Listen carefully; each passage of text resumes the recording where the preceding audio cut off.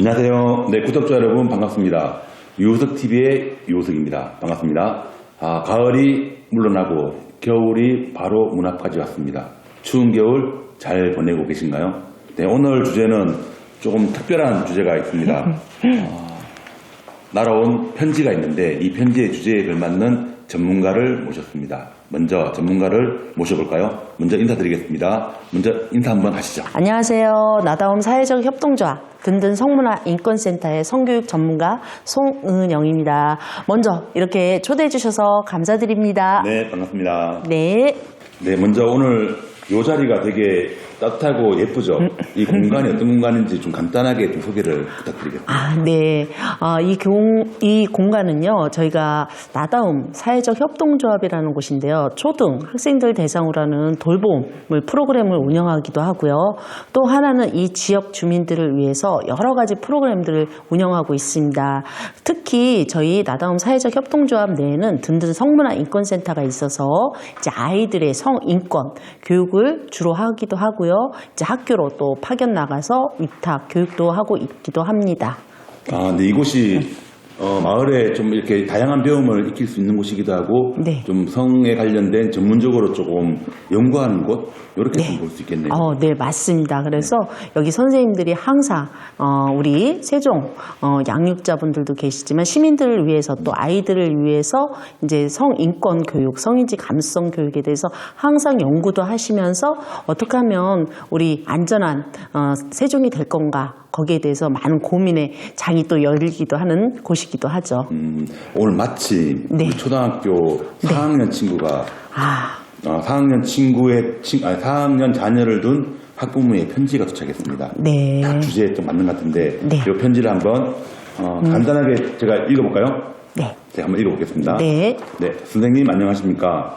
저는 현재 4학년 초등학교 여학생을 키우고 있는 학부모입니다. 얼마 전에 아이와 함께 해리포터 영화를 보다가 난처한 경험이 있어서 질문을 드립니다. 영화를 보다가 아이가 키스하는 장면을 보고 엄마랑 쪽 하는 뽀뽀랑 다르게 왜 저렇게 뽀뽀를 해? 라고 물어보더군요.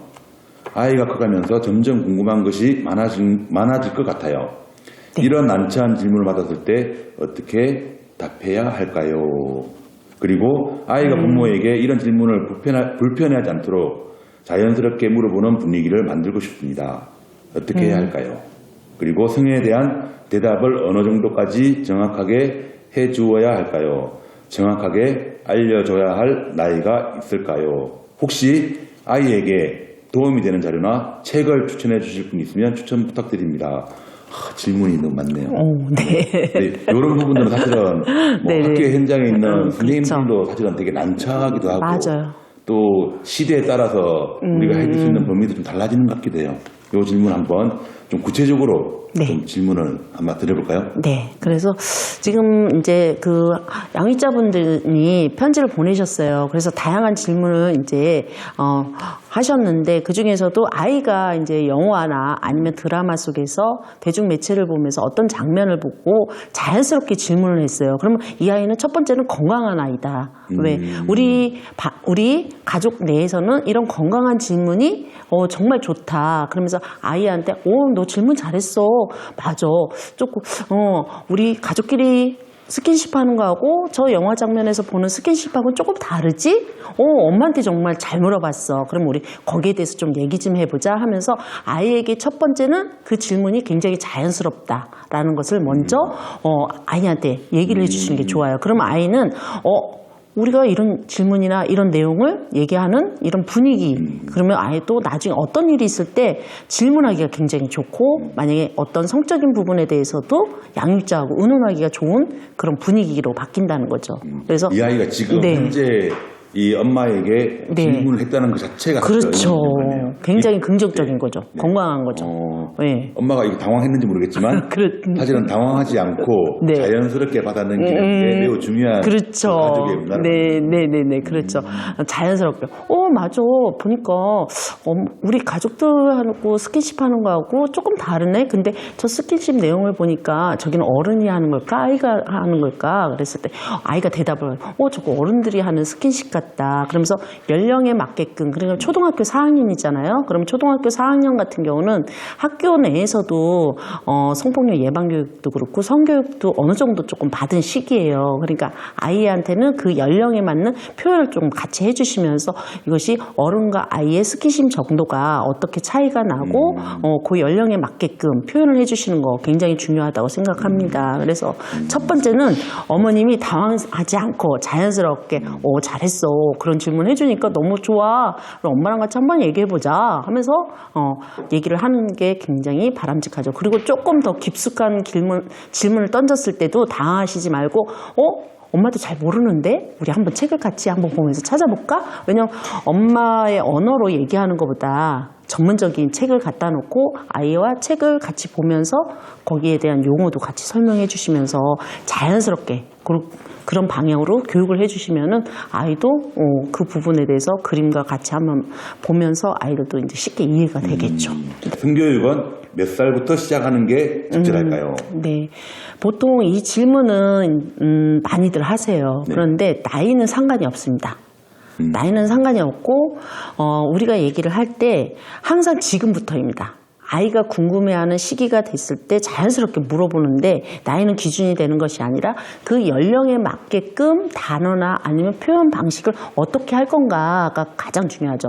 첫 번째는 유아기 같은 경우는 아이들이 몸의 명칭이라든가 그런 부분들이 우리가 얘기하는 비속어나 은어가 사용하지 않고 정확한 명칭을 가르쳐 주시는 게 좋습니다. 그래서 정확한 명칭을 가르쳐 주고 또 하나는 사적인 부분이 있잖아요. 그러면은 이 사적인 부분은 너만 볼 수 있는 곳이야. 그러면서 사적 경계를 알려주시는 것이 가장 좋겠죠. 그리고 초등학교 같은 경우는 초등학생들은 이제 싫으면 싫다라는 거절이라든가 아니면 동의, 경계 설정 그런 부분을 가르쳐 주시는 게 좋겠고 네. 이제 뭐 고학년 같은 경우는 신체적인 변화가 이제 시작이 되는 시기잖아요. 그러면 이제 감정 변화라든가 아니면 친구들과의 관계 맺기라든가 아니면은 사춘기 변화 네. 그런 부분에 대해서 얘기를 하다가 이제 중학교 정도 넘어가기 시작하면은 아이들이 조금씩 이제 부모하고의 이제 간격이 조금 생기죠.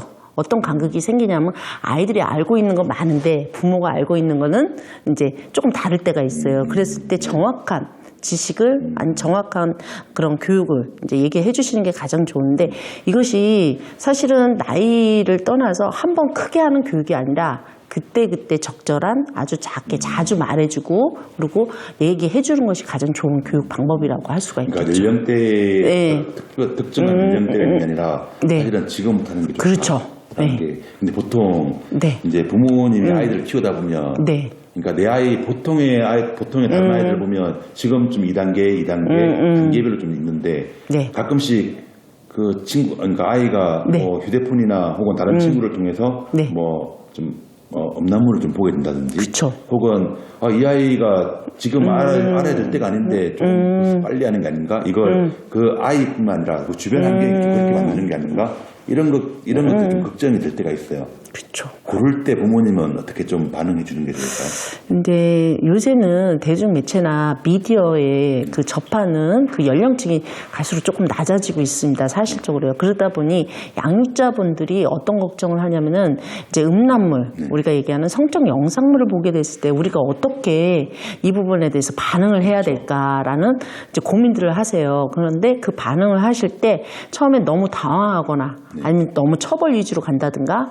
그것이 아니라 안전하고 사실적인 설명이 우선이겠죠. 그래서 너무 즉시 과도한 막 그런 분노를 일으키시면서 아이한테 수치심을 유발시키지 말고 네가 성적 호기심이 있어서 이런 거를 볼 수가 있겠지만 그걸 보고 놀랄 수도 있다. 근데 요새는 대중매체가 아이가 의도하지 않았지만은 그런 성적 영상물이 그렇죠. 툭툭 튀어나오는 경우가 있어요. 그럼 아이들이 깜짝 놀라서 엄마 이거 뭐야 이렇게 아니면 부모님한테 얘기를 할 때 그럴 때 네가 그거 보고 굉장히 놀랬겠구나. 근데 그것들은 거의 어른들을 위해서 만든 거란다 영상물이. 근데 아직 너희 연령에는 그런 영상물이 맞지 않아. 그렇지만은 그래도 궁금한 거 있으면 솔직하게 물어봐야 돼. 그리고 그런 영상물이 있을 때는 어떻게 할 것인가에 대해서 기술적인 조치도 필요하다라는 네. 거죠. 왜냐면 엄마가 자체적으로 필터링을 좀 해주시거나 아니면 아이한테 그 온라인 환경에 노출됐을 때 사용 규칙 같은 거 있습니다. 그러면 그런 규칙 같은 거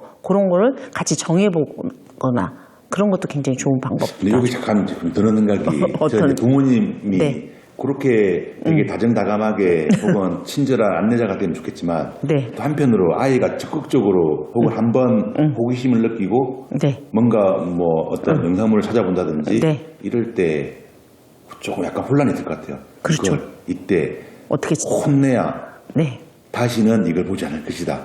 이렇게 생각할 수도 있을 것 같기도 하고 혹은 또 아이가 또 지나치게 네. 그런 걸 막 찾아다닐 때 이걸 말로써 이렇게 설명하면서 얘를 이해시키고 할 수 있을까? 이런 고민은 실제적인 고민일 것 같아요. 네, 실제적으로 양육자분들이 우리 아이가 그런 영상물을 성적 영상물을 접하는 통로들이 다양해요, 사실은요. 여러 가지 통로들이 있는데 그 통로를 차단할 수는 없습니다, 사실은요. 그렇죠. 네. 통로라는 것은 이제 뭐 같은 가족 내에서도 될 수도 있고요. 아니면 학교에서도 될 수도 있고요. 아니면 게임상에서 채팅을 주고받다가도 그 채팅 속에서도 링크를 주고받는 경우도 있고 다양한 통로들이 네, 있어요, 사실은요. 근데 그 다양한 통로들이 열려 있기 때문에 부모님들이 차단하신다고 말씀을 하시고 아이들한테 엄하게 네, 이것을 할 때 아이들은 사실은 더 거부 반응도 있고요. 그리고 다음부터는 얘기하지 않아요. 그렇죠. 얘기하지 사실은 않기 그렇죠. 때문에. 문화라는 게 한번 혼나고 나면 얘기하지 않기 때문에 아이들 단호하게 혼내는 것, 아이들한테 단호하게 하시는 것보다도 일단은 그 부분에 대해서 어떤 통로로 어떻게 아이가 그걸 접했는지 한번 사실적인 걸 조금 확인하는 그런 차원도 좋으실 것 같고, 근데 단 하나 이런 부분이 있어요. 그거를 굉장히 반복적으로 아니면은 누구에 의해서 강압적으로 했다든가 아니면 그것이 다른 사람에게 해를 준다든가 그 영상물을 다른 사람에게 준다든가 아니면 사회적 규범을 이제 자주 침해한다든가 이런 부분들, 그리고 또 그 영상물을 접하면서 또래보다 조금 이른 성적 행동을 할 때가 있습니다. 그럴 때는 전문가를 찾아보시는 게 가장 좋아요. 왜냐면 그게 부모님이 그 교육에 이 커트라인이 있잖아요. 근데 전문가가 필요한 커트라인이 넘어섰다고 생각될 때가 있습니다. 그럴 때는 전문가와 상담하시는 게 가장 좋죠. 어떤 내 아이가 다른 아이한테 피해를 줄 수도 있고 그렇죠. 근데 그랬을 경우는 아이랑 대화가 될 것 같아요. 근데 또래 아이가 혹은 놀이터나 네. 뭐 어디 어떤 장소에서 다른 아이가 내 아이에게 그런 뭐 성적인 교육이라든지 이런 걸 했을 때는 좀 어떻게 대처하는 게 좋을까요?